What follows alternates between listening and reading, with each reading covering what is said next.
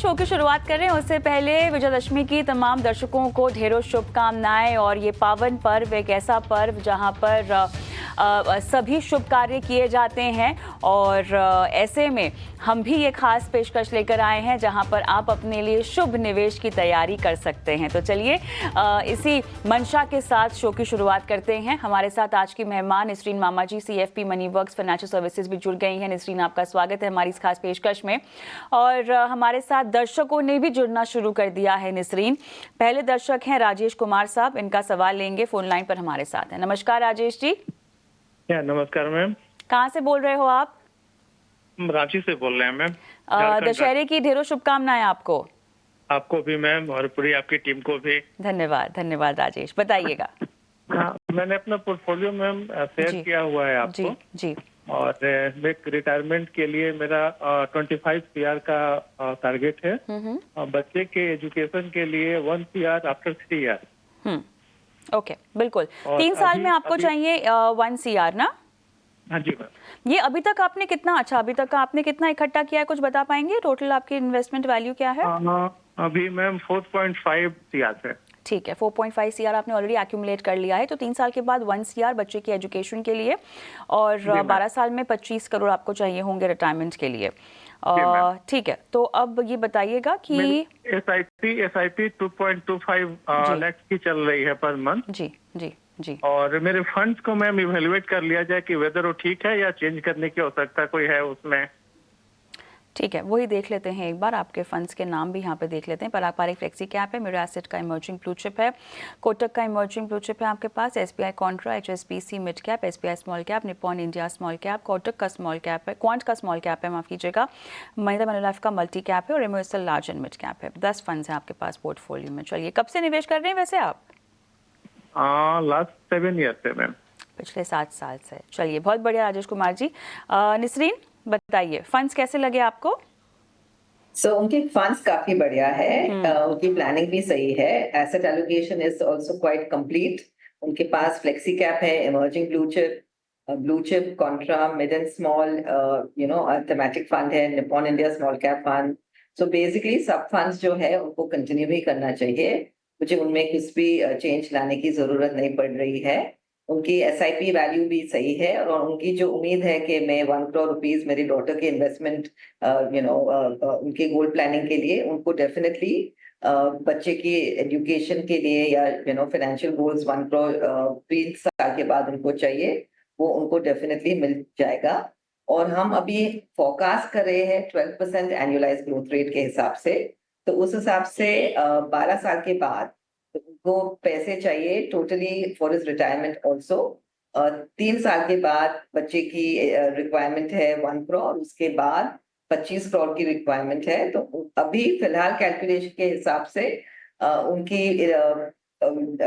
Investment corpus होगी about 23 crore. तो लेकिन हम 12% पे ग्रोथ रेट फोरकास्ट कर रहे हैं। सो एवरी 3 इयर्स हम रिकैलकुलेट करेंगे टू मेक श्योर कि आप ऑन ट्रैक है कि नहीं। और आप मोस्टली मुझे लगता है कि आप आपकी गोल डेफिनेटली मीट कर सकेंगे। और एनीवे आप रिव्यू कीजिए, continue these SIPs and all the very best and Dussehra की बहुत बहुत शुभकामनाएं। राजेश कुमार जी, फंड्स तो आपके बढ़िया हैं, आपको अपने पोर्टफोलियो में बने रहना है, निवेश जैसे जैसे हो सके बढ़ाने की कोशिश करनी है और बाकी जो बदलाव है वो आपको रेकमेंड किए गए हैं। कुछ पूछना चाहते हैं निसरीन से? 10% स्टेप अप मैं कर रहा हूँ मैम। बढ़िया, उतना काफी है जी। जी, okay ma'am, all the best Rajesh ji, all the best. Amit Kumar ji phone line पे मेरे साथ है। अमित जी नमस्कार, क्या हालचाल सर, कहाँ से बोल रहे हो? मैम मैं पटना से बोल रहा हूँ। पटना से? और मैं बहुत अच्छा हूँ। बहुत अच्छा सर, बहुत अच्छा। नवरात्रि की शुभकामनाएं आपको और विजयदशमी की भी शुभकामनाएं। धन्यवाद धन्यवाद। चलिए सर, आपने जो पोर्टफोलियो दिया है टोटल SIP 43,000 की है, 25 इयर्स से इन्वेस्टमेंट है, का इन्वेस्टमेंट होराइजन है और 10 करोड़ आपको इकट्ठा करने हैं। स्टेप अप करेंगे 5 से 10% और कोटक इमर्जिंग इक्विटी ऐड करना है एक्सिस मिड कैप की जगह, DSP Nifty next 50 index add करना है टाटा डिजिटल इंडिया के जगह और SBI कॉन्ट्रा ऐड करना है क्वांट इंफ्रास्ट्रक्चर फंड के जगह। कोई खास वजह ये बदलाव के पीछे? एक्चुअली मुझे लग रहा था, ये मैंने खुद से रिसर्च करके ये पोर्टफोलियो बनाया था, तो मुझे ऐसा लग रहा था कि शायद इसमें कुछ चेंज करूं या ना करूं, इसीलिए जस्ट मैं एक एग्जांपल ये मतलब कि एक रखा हूं कि शायद मैं इसको चेंज करूं तो सही रहेगा या इसको मैं कंटिन्यू करूं, अच्छा। ये मैं पूछना चाहता हूं। चलिए ठीक है, मौजूदा पोर्टफोलियो कैसा है और जो बदलाव आपने अपने लिए यहाँ पर भेजे हैं हमको, वो बदलाव क्या आपको करने चाहिए या नहीं, जान लेते हैं। निसरीन। सो टिपिकली है ना, आप टाटा डिजिटल इंडिया कंटिन्यू कीजिए, because in the next few years हम डिजिटल स्पेस में डेफिनेटली कुछ अप्रिसिएशन देखेंगे। तो डिजिटल इंडिया आप कंटिन्यू कीजिए, आप 3000 रुपीज जो आप सजेस्ट अभी आप कर रहे हो। एक्सिस मिड कैप को आप शायद कोटक इमर्जिंग इक्विटी में बदल सकते हैं। क्वांट इंफ्रास्ट्रक्चर भी आप SBI कॉन्ट्रा में चेंज कर सकते हैं। अदरवाइज आपकी पराग पैरिक फ्लेक्सी कैप है, आप उससे कंटिन्यू कीजिए। HDFC इंडेक्स फंड है विच इज BSE सेंसेक्स, आप उसी को भी कंटिन्यू कीजिए। एक्सिस स्मॉल कैप कंटिन्यू कीजिए। UTI निफ्टी 200 मोमेंटम 30 वो भी आप अभी कंटिन्यू कर सकते हो, लेकिन उसमें आप है ना लो वॉलेटिलिटी इंट्रोड्यूस कीजिए। ये आपने एक स्मार्ट बीटा फंड चूज किया है, लेकिन गोइंग फॉरवर्ड मोमेंटम में शायद कुछ बदलाव आए, कुछ स्लो डाउन आए।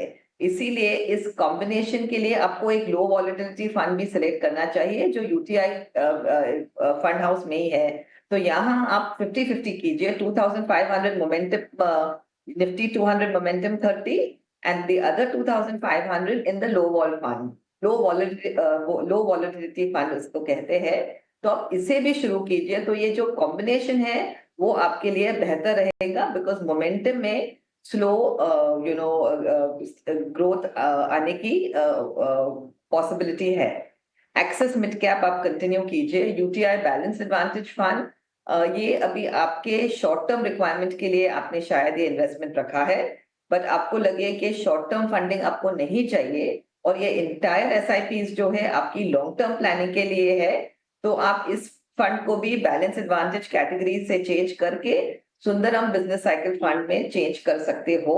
सुंदरम बिजनेस साइकिल फंड एक फंड है जो फिलहाल जो भी बिजनेस में बदलाव आएगा वही स्टॉक्स या वही सेक्टर्स पिकअप करेंगे जो शॉर्ट टर्म में भी आपको काफी बढ़िया रिटर्न दे। क्वांट इंफ्रास्ट्रक्चर मैंने कह दिया है कि SBI कॉन्ट्रा में आप बदल दीजिए।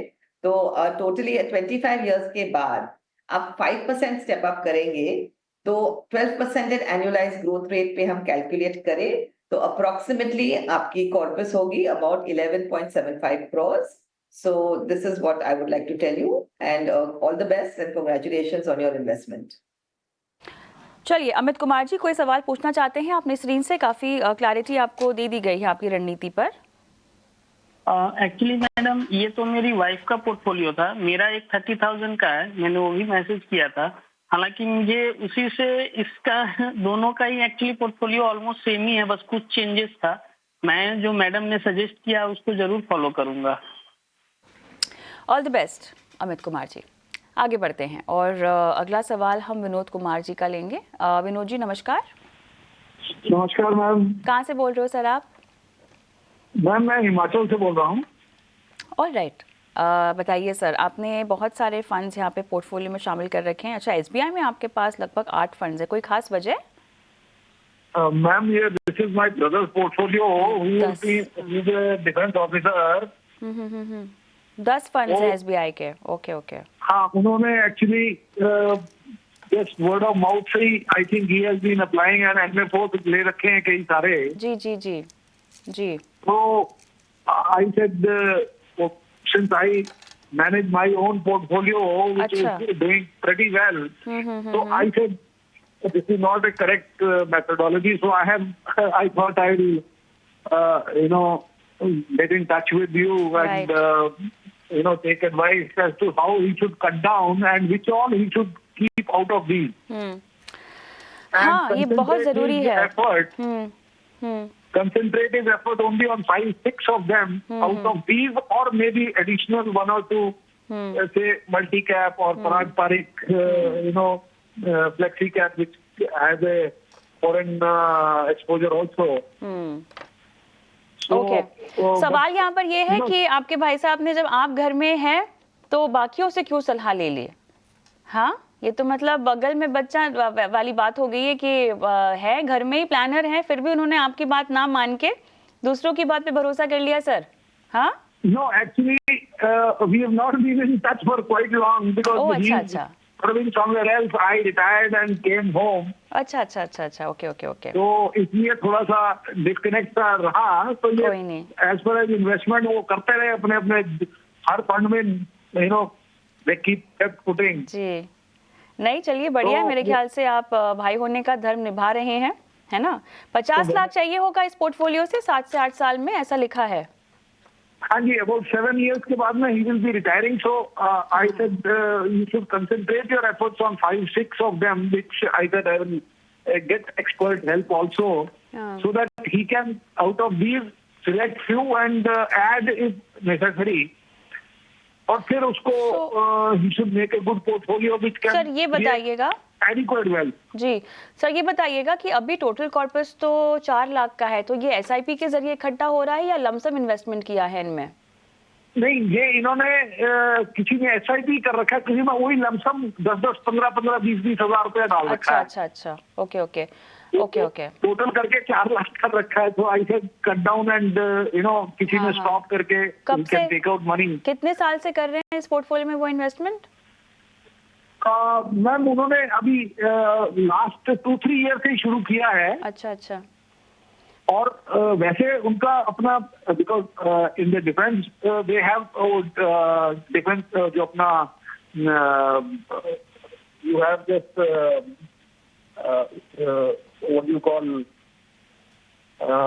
You know your own provident fund in which he has accumulated the substantial amount plus some fixed like retirement. तो अब मुझे ये जानना है कि 50 लाख, अब क्योंकि ये डिफेंस में है, रिटायरमेंट होने के बाद तो इनको पेंशन भी मिलेगी, सो वो तो रेगुलर इनकम तो टेकन केयर ऑफ है ना? करेक्ट। ओके, चलिए मेरे ख्याल से जितने सवाल मुझे पूछने थे मैंने पूछ लिए। निसरीन, अब बताइए क्या करना चाहिए इनको? कम तो करने हैं फंड्स, वो तो उस बात में तो कोई दो राय नहीं है, लेकिन कहाँ क्या कम किया जाए? तो अभी फिलहाल उनके पास अबाउट 15 फंड्स है। सो यू नो एक नीजर्क रिएक्शन नहीं करना है, बिकॉज जब भी आप रिडीम करेंगे तो आपको टैक्स भरना जरूरी है। Up to 1,25,000 capital gains in equity funds, that is the limit. उसके ऊपर जो भी गेन होगा कैपिटल गेन्स, उसके ऊपर हमें टैक्स भरना पड़ेगा 12.5%। सो इसीलिए एक नीजर्क रिएक्शन नहीं करना चाहिए। लेकिन ये SIPs है, तो आप SBI retirement benefit fund, if it is an SIP और अ लंप सम, आप उसे कंटिन्यू कीजिए। SBI इनोवेशन अपॉर्चुनिटी फंड काफी नया है, लेस देन 1 ईयर, तो इसको आप रिडीम करेंगे तो आपको शॉर्ट टर्म कैपिटल गेन्स लगेंगी, तो इसको भी आप कंटिन्यू कीजिए। SBI कॉन्ट्रा फंड कंटिन्यू कीजिए। SBI BSE Sensex index fund है, it's a large cap fund, तो इंडेक्स फंड है तो लिटरली आपको कंटिन्यू करना चाहिए। लेकिन मैं वो सलाह देना चाहती थी कि जो भी आपके SBI फंड है, आप पूरे उनको कंसोलिडेट करके SBI कॉन्ट्रा में ही डालें। तो एक चॉइस है कि आप इंडेक्स फंड को कंटिन्यू कीजिए या कॉन्ट्रा फंड में मर्ज कर दीजिए, रिडीम करके या स्विच करके। SBI ब्लू चिप ऑल्सो आप कॉन्ट्रा फंड में मर्ज कर सकते हैं, उसको स्विच करके। SBI Nifty small cap 250 index fund है, वो आप कंटिन्यू कीजिए। SB long term equity fund है, वो भी आप you know if it is free of the 3 ear lock in, तो आप कॉन्ट्रा फंड में स्विच कर सकते हो।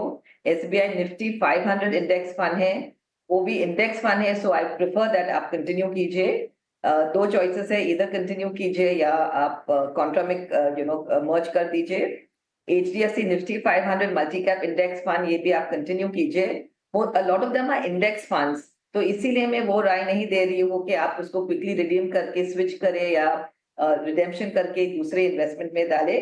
फॉर्चुनेटली और अनफॉर्चुनेटली ये 15 फंड की पोर्टफोलियो जो आपने क्रिएट की है, हम यू नो 5 या 6 फंड में रिड्यूस नहीं कर सकते हैं।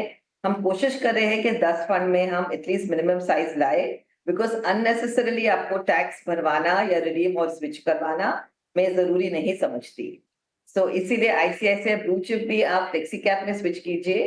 कोटक मल्टी कैप आप कंटिन्यू कीजिए। Kotak Nifty India tourism fund, वो भी नया फंड है तो आपको कंटिन्यू करना पड़ेगा। क्वांट ELSS टैक्स सेवर है, यहाँ आप रिडीम करके महिंद्रा मिड कैप में आप स्विच कर सकते हो। SBI डिविडेंड यील्ड फंड आप महिंद्रा मिड कैप में प्लीज कंटिन्यू कीजिए। SBI Crisil IBX gilt index है, ये भी आप SBI कॉन्ट्रा फंड में स्विच कीजिए। फिलहाल आपकी शॉर्टफॉल है 25,000 SIP for the next 8 years to reach your target of 50 lakh rupees. अभी आपकी जो कॉर्पस है 4 लाख रुपीज है, इसको ही आप कंटिन्यू करेंगे इसी जरिए तो आप अबाउट रीच करेंगे अबाउट 10,39,000 रुपीज। लेकिन आपको SIP करने की जरूरत है for the next 7 to 8 years, then only आपको 50 लाख की जो आपकी उम्मीद है आप उसे मिल सकते हो। ये SIP जो 25,000 रुपीज की है वो आप महिंद्रा मैन्युलाइफ मिड कैप 7,500 में इन्वेस्ट कीजिए, Nippon India small cap 7,500 rupees और ICICI Pru flexi cap 10,000 rupees. तो ये 25,000 SIP आपको शुरू करनी पड़ेगी नेक्स्ट 8 years के लिए, और ये कैलकुलेशन हम बेस कर रहे हैं 12% कंपाउंडेड एनुअलाइज्ड ग्रोथ रेट के जरिए। तो फिलहाल आपकी कॉर्पस है 4 lakhs, लेकिन आपको कुछ ऐड करना पड़ेगा तो आपकी टारगेट 50 lakhs की आप शायद मिल पाए। ये विनोद कुमार जी, काफ़ी सारे बदलाव यहाँ बताए हैं निसरीन ने। आई एम श्योर बहुत सारे बदलावों को आप अभी नोट डाउन नहीं कर पाए हों, तो कोई बात नहीं, हमारे शो को आप यूट्यूब पर भी देख सकते हैं। उसके अलावा कोई और सवाल आपको पूछना है विनोद कुमार जी? जो बताएं। आपकी आवाज़ नहीं आई, आप वापस वो कहेंगे? मैम ये महिंद्रा मनु लाइफ करके एक फंड बताया उन्होंने, हाँ, वो कौन सा फंड था? निसरीन आप नाम दोहराएंगी? Mahindra Manulife mid cap fund. Mid cap fund. All the best Vinod Kumar ji. आगे बढ़ते हैं और अमित चौहान जी से मैं बात करना चाहती हूँ। क्या फोन लाइन पर हमारे साथ हैं? जी मैम। नमस्कार, कहाँ से बोल रहे हो आप? मैम मैं लखनऊ यूपी से बोल रहा हूँ। अच्छा, बहुत बढ़िया सर। कैसे मनाई जा रही है नवमी और क्या तैयारियाँ? बहुत अच्छी मनाई जा रही है। दशहरे की क्या तैयारियाँ? बहुत अच्छे से तैयारियां हो रही हैं। अच्छा, रामलीला वगैरह होती है, आप जाते हैं देखने? जी जी जी, रामलीला होती है। अच्छा, जाते हैं देखने, बहुत अच्छी होती है। बहुत बढ़िया। बॉम्बे में हम रहते हैं, हमारा इतना जाना हो नहीं पाता रामलीला, लेकिन हाँ कभी उस और जगह कभी उस और चक्कर मारा जाएगा रामलीला देखने के लिए भी। बताइएगा सर, आपकी सहायता कैसे कर सकते हैं? मैम मैं प्राइवेट काम करता हूँ जी, और मेरी सैलरी 15,000 रुपए है और 10% हर साल इंक्रीज होती है। और मेरी एज 30 ईयर है, मेरी बेटी की एज तो 1.5 साल है। ओके। और मैं 3,000 रुपए की SIP 200 रुपए स्टार्टअप के साथ टाटा स्मॉल कैप के फंड में करना चाहता हूँ, डायरेक्ट प्लान में 25 साल के लिए। और मेरा रिटायरमेंट प्लानिंग है और बेटी की मैरिज के लिए। तो क्या ये सही रहेगा? चलिए, आपने काफ़ी विस्तार से अपना सवाल पूछ लिया है और काफ़ी अच्छे से आपने जो है महंगाई को भी फैक्टर इन किया हुआ है, तो ये अच्छा लगा। चलिए निसरीन, बहुत समय मैं नहीं बिताऊंगी इनसे सवाल पूछने पर, बताइएगा क्या होगी सलाह? तो दोनों फंड काफी बढ़िया है। Nippon India flexi cap 1,500 rupees और Tata small cap 1,500 rupees. Totally आपकी SIP है 3,000 रुपये। इसी जरिए आप 25 साल के बाद आपकी कॉर्पस होगी about 57 lakh rupees. 12% growth rate पे हम कैलकुलेट करें, 12% कंपाउंडेड एनुअलाइज्ड ग्रोथ रेट, तो आपकी कॉर्पस होगी अबाउट 57 लाख रुपीज। 2 crores की आपकी उम्मीद है, तो इसके लिए आपकी SIP वैल्यू है 10,500 रुपया पर मंथ। लेकिन ऑब्वियसली आप 3,000 से 10,500 रुपया डायरेक्टली नहीं कर पाएंगे। 5,000 से आप कर पाएंगे तो आपकी फ्यूचर वैल्यू होगी about 95 lakh rupees, close to 1 crore।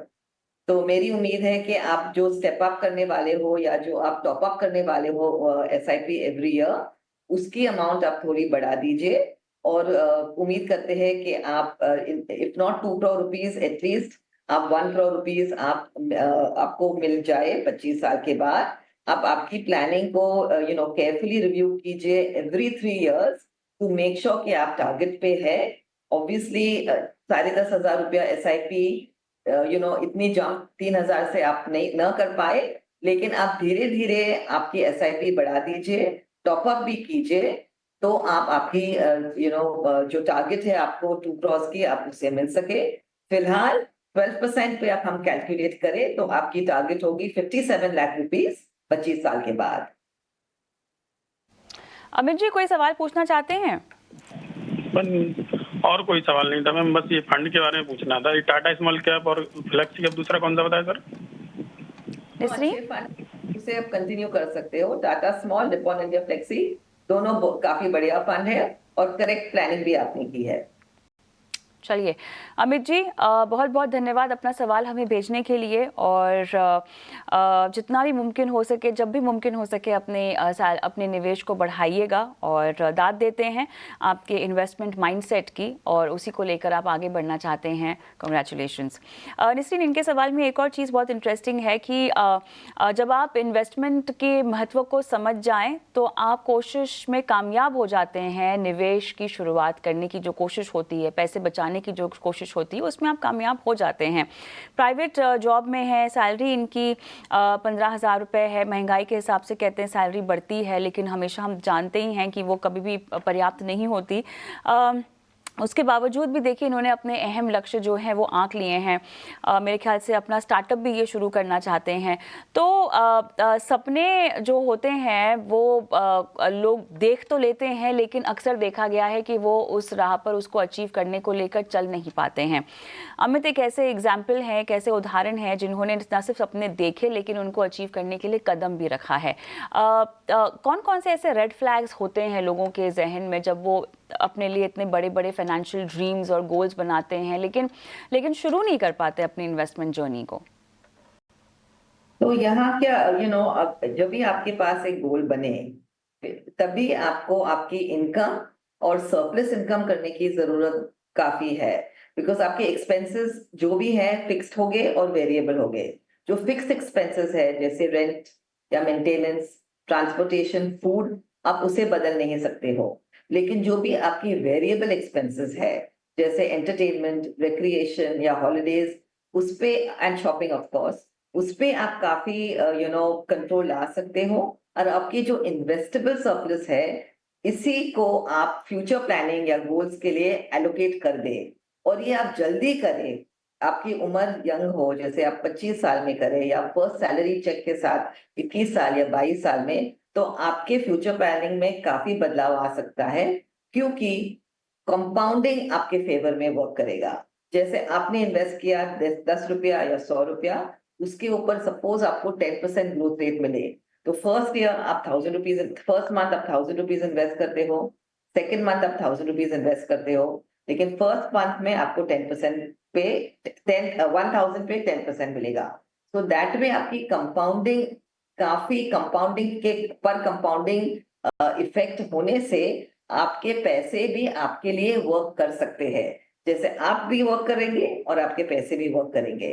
So 2-3 cautionary words है कि आप आपके एक्सपेंसेस पे कंट्रोल कीजिए, आप इन्वेस्टमेंट जर्नी जल्दी शुरू कीजिए, और आप आपकी गोल प्लानिंग डेट्स के साथ एक बुक में लिख दीजिए, जहां आपको मालूम है कि 3 साल के बाद मुझे ये पैसे की जरूरत पड़ेगी, 10 साल के बाद मुझे ये जरूरत पड़ेगी, 15 साल के बाद, and so on and so forth, right up to retirement. तो आपके सामने एक क्लियर गोल होगा, एक क्लियर रोड मैप होगा, और इस पे आपको पता है आपको क्या करना चाहिए। Save, invest and increase your investment every year. चलिए, पवन कुमार जी का सवाल लेंगे। इन्होंने YouTube के ज़रिए अपना सवाल हमें भेजा है। बिहार में रहते हैं और ये कह रहे हैं कि इनकी उम्र 32 साल की है, और 18 महीने से इन्होंने bank of India small cap में 1000 रुपये की SIP कर रखी है, और आगे इसी फंड में 20 साल के लिए ये निवेश करना चाहते हैं। इन्होंने कुछ फंड्स के नाम भी दिए हैं। Motilal Oswal large and mid cap है, निप्पॉन इंडिया का फ्लेक्सी कैप है, कोटक का मल्टी कैप है, HSBC multi asset allocation fund इनके पास है। और ये कह रहे हैं कि इन सभी फंड में 1500 रुपये की SIP ये करना चाहते हैं, तो क्या ये पर्याप्त होगा? अगर हम फंड्स पर जाएं उससे पहले निसरीन, इनकी जो पूरी अप्रोच है वहाँ कमी कहाँ है पोर्टफोलियो बनाने को लेकर, जरा वो हाईलाइट कर दीजिएगा एक बार। तो bank of India small cap है, 45,000 रुपीज की SIP करनी है, और उनकी उम्र 32 है।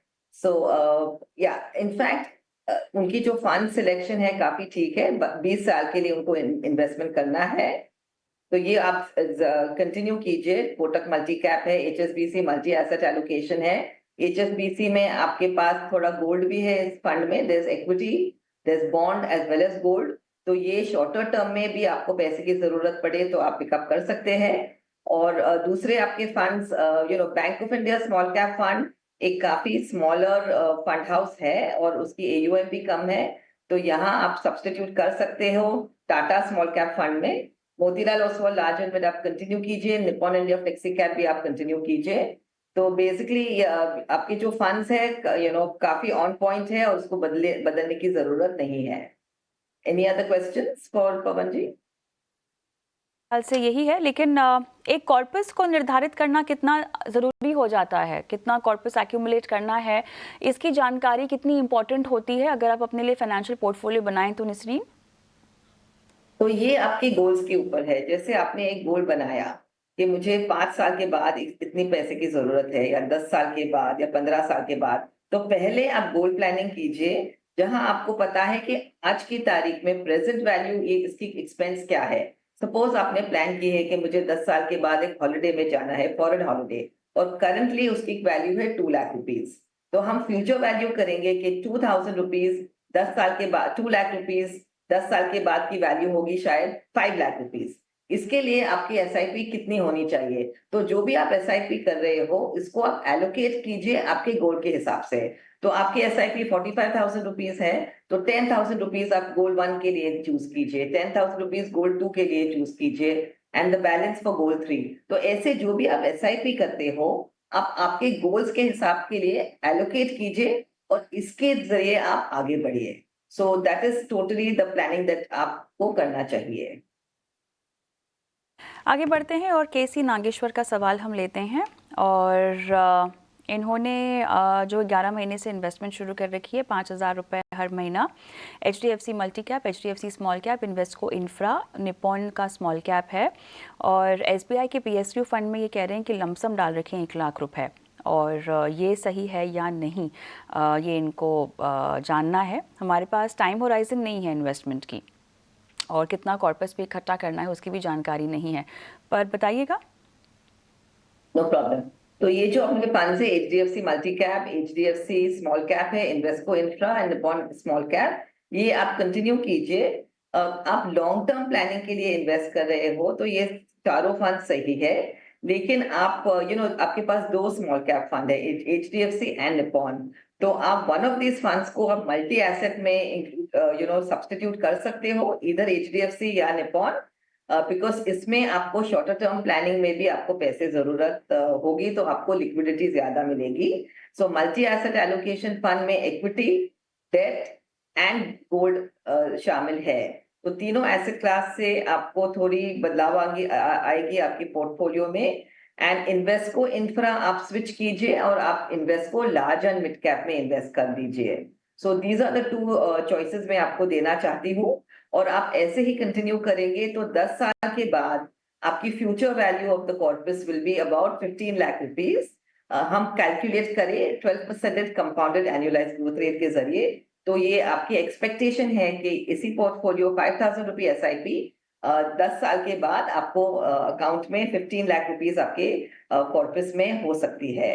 लेकिन ये 2 चेंजेस आप शायद आप पोर्टफोलियो में डेफिनेटली इंक्लूड कीजिए। चलिए, थीमेटिक फंड्स मेरे ख्याल से निवेशक बहुत ज़्यादा निवेश कर रहे हैं। अभी ही जितनी भी हमें दर्शकों के सवाल आए हैं निसरीन, उसमें हमने इंफ्रा एक बहुत कॉमन कैटेगरी देखी है जिसमें निवेशकों ने निवेश किया है, और अभी भी जो मेरे ख्याल से जो एम्फी के डेटा भी आए हैं SIP के, उसमें भी यही सामने आ रहा है कि SIP एक तो महीना दर महीना हम देख रहे हैं कि रिकॉर्ड ऊंचाई पे पहुंच रही है, लेकिन थीमेटिक जो एलोकेशन है निसरीन वो बढ़ता दिखाई दे रहा है। क्या स्पेसिफिक थीम्स या सेक्टर्स जहां पर लोग निवेश कर रहे हैं कुछ बता पाएंगे? अभी हमने देखा कि इंफ्रा पे बहुत ज़्यादा सवाल आए हैं और इंफ्रा फंड्स को शामिल किया हुआ है दर्शकों ने अपने पोर्टफोलियो में, बट उसके अलावा क्या सेंस बन रही है जनरली अगर हम थीमेटिक फंड्स की बात करें तो? अभी प्रॉब्लम है कि इंफ्रास्ट्रक्चर फंड में उसकी टाइम फ्रेम जरा लॉन्ग होती है, बिकॉज यहाँ cement, steel, ports, roads, so any infrastructure जो प्लानिंग है गवर्नमेंट की, यही कंपनीज बेनिफिट करेंगी। लेकिन ये इंफ्रास्ट्रक्चर थीम को आपको थोड़ी प्रॉफिट देखने के लिए या आपको इन द ग्रीन होने के लिए काफी टाइम बिताना पड़ेगा। कभी कभी रिटेल इन्वेस्टर्स ये वेटिंग पीरियड में डिसअपॉइंट हो जाते हैं और उनको लगता है कि ये थीम मेरे लिए है ही नहीं। लेकिन प्रॉब्लम है कि ये theme is a very very good theme, लेकिन इसकी वेटिंग पीरियड है एटलीस्ट 7 years अपवर्ड्स।